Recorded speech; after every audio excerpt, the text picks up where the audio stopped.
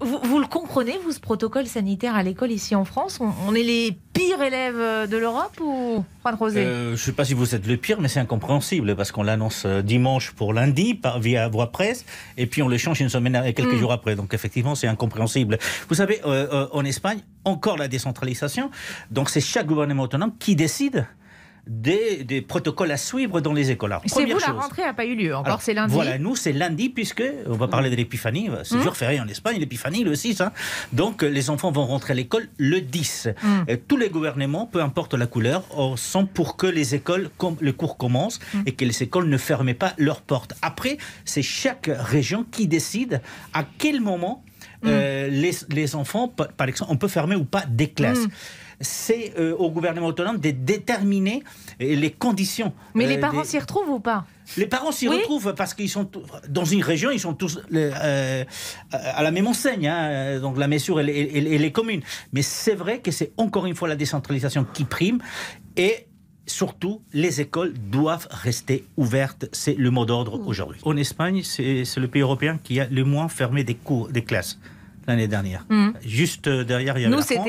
Mais nous, on a fermé moins des jours d'école à nos enfants. Mais le premier confinement, c'est dans la France. Mais il y a quand même une différence importante. C'est que cette année, l'Espagne aujourd'hui, entre 5 et 11 ans, il y a 32% des enfants qui sont vaccinés. 32%. Ici, c'est un tout petit peu plus d'1%. Voilà. 1% des enfants de 5-11 ans en France sont vaccinés. La vaccination est ouverte depuis le 22 décembre. Tous les enfants des 5 à 11 ans seront vaccinés début février. Ils seront tous vaccinés.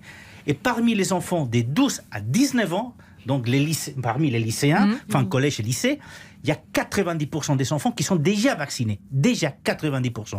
Et donc, comment vous expliquez? Vous êtes l'un des pays qui a le plus vacciné. C'est quoi la recette?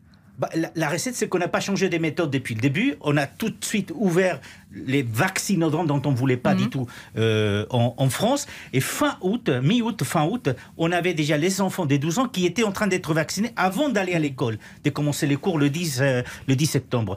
Donc l'Espagne a continué vraiment à ce rythme-là depuis le début. Et donc voilà, on se retrouve avec 90% des enfants des 12-19 ans qui sont aujourd'hui vaccinés et 32 parmi les 5-11 ans. Les parents français qui ont des petits, entre 5 et 11 ans, quand on les entend, ils sont réticents, ils ont peur quand même. Pourquoi en Espagne, ils n'ont pas peur? C'est quand même de l'autre côté de la frontière. Oui, mais écoutez, ça doit être sociologique. C'est difficile à expliquer. Certains sociologues disaient qu'il y avait, entre guillemets, des réminiscences de l'époque de la variole et de la grippe espagnole. Et donc, nos grands-parents qui ont vécu, notamment ceux qui étaient dans la première moitié du XXe siècle, ont connu la grippe espagnole. Donc, il y a quand même dans la société cette envie de se vacciner face à un virus comme celui-là. Et de toute façon, les Espagnols n'ont jamais été anti-vaccins. Et ça se voit donc aujourd'hui avec des pourcentages effectivement qui sont très développés par rapport aux autres pays.